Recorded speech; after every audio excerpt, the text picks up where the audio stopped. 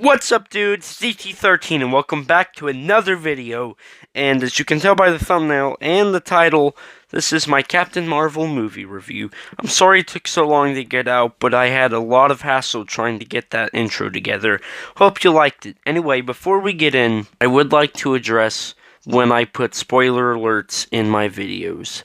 Whenever I do that, that means I'm uncensoring, I'm not watching what I say. So there will still be some plot spoilers, however, I'm not going to be a detail and give you exactly everything.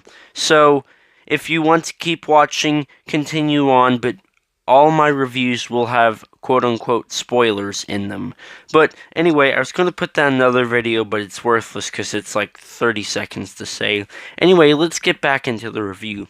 So, before we start my review, I would like to please emphasize this is my opinion. However I review this movie, I know people will either hate it or love my review. So, please, honor my opinion, comment down below what your opinion is. I'm perfectly fine with that. In fact, I prefer hearing your guys' opinions. It always makes me happy to see you guys commenting down in the comments below.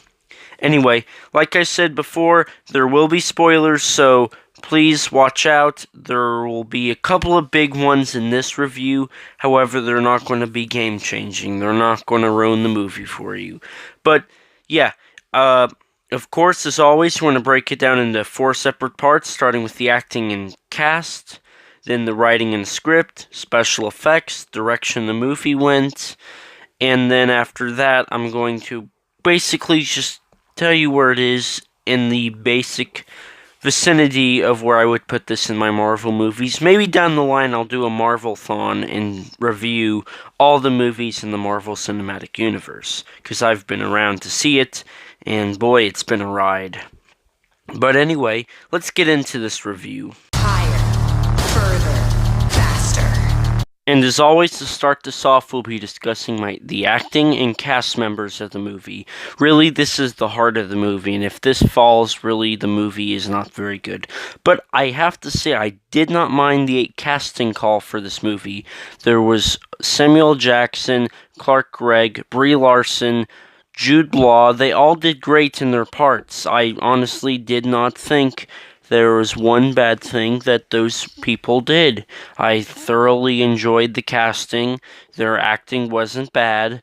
Though I have to say, and this is spoilers, so skip about 30 seconds ahead now. You're not going to miss much. It's only my voice. I did not like Annette Bening as Marvel. That was a horrible choice, in my opinion, and it really seemed just to finish up and say, there's that character. But other than that, I did not mind it.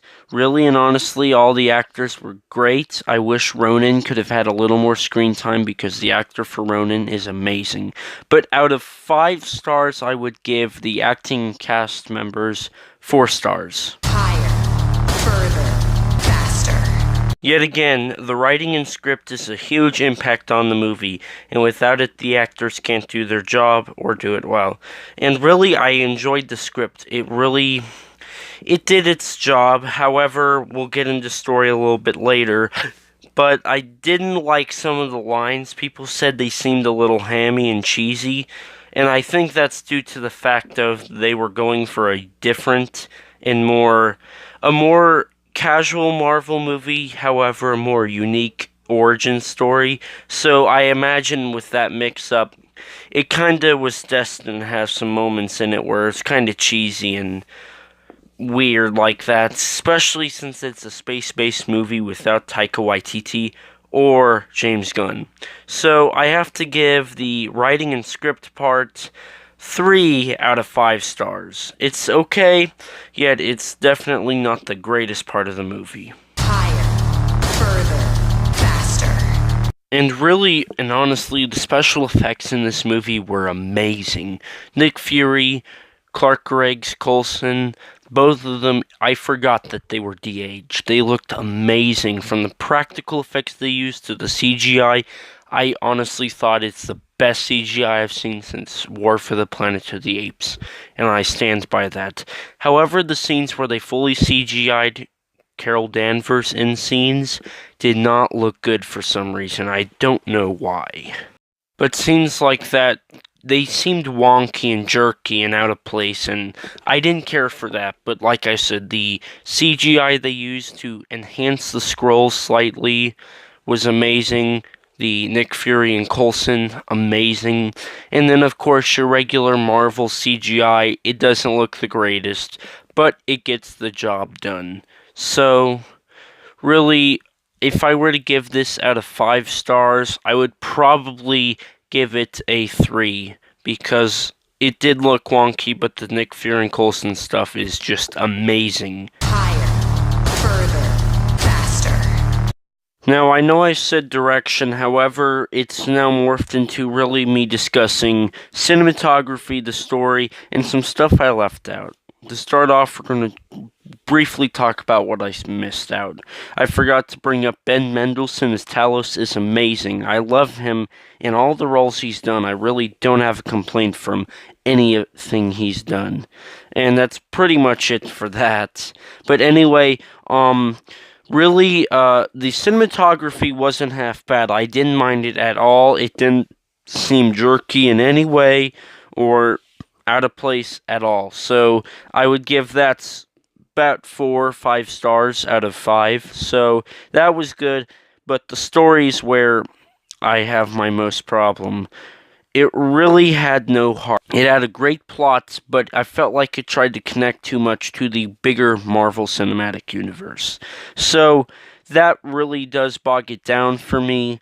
It did seem like it was just a heartless movie, really had no intentions of actually being a movie to entertain us, more of a political stand. And I'm fine with movies being political, it's whenever it goes overboard with the politicalness, which I really felt it did. But overall, the story, I would have to say about a 2.5 stars for the story. I didn't care for it a whole lot, but if you're going to watch a movie and turn off your brain for 2 hours, it's a great movie. But anyway, let's get on to my critics review. You just heard it all. So out of 5 stars, my final rating for this movie would be 3 out of 5 stars. It's a good movie, but it's not great looking at it from a critic's point of view. Higher, further, faster. And really looking at it from an audience point of view, I got bored about halfway through the movie because I kind of knew how it was playing out after the twists and turns. Skip right now about 20 seconds if you don't want to hear it. But when the Skrulls were revealed that they're the good guys, though, I was a little shocked. But I was upset because I was wanting the Skrulls to be the bad guys. But I get why they did it. It doesn't... I can't fix it, but...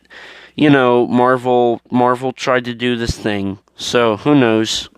And then really everything else I expected from what they revealed in the trailers. Of course, the villain at the end, we all kind of saw that coming, especially after the trailers were revealed. So, looking at it critically, or not critically, I just did that for about 7 minutes.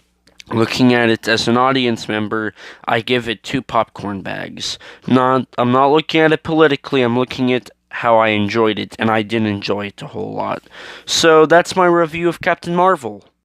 Comment down below what you thought of my review, and put what you thought of the movie. I'm sorry if I kinda trashed it a little, but I didn't enjoy it like I did other Marvel movies. But what'll probably happen is I'll put my Godzilla 98 review out in the next few days, and of course I'll cover any news I can. I'm a little busy this week, but we'll see. And yeah, like I said, comment down below what you thought, and thank you for watching. And as always, don't let King Kong make a monkey out of you, G fans. See ya.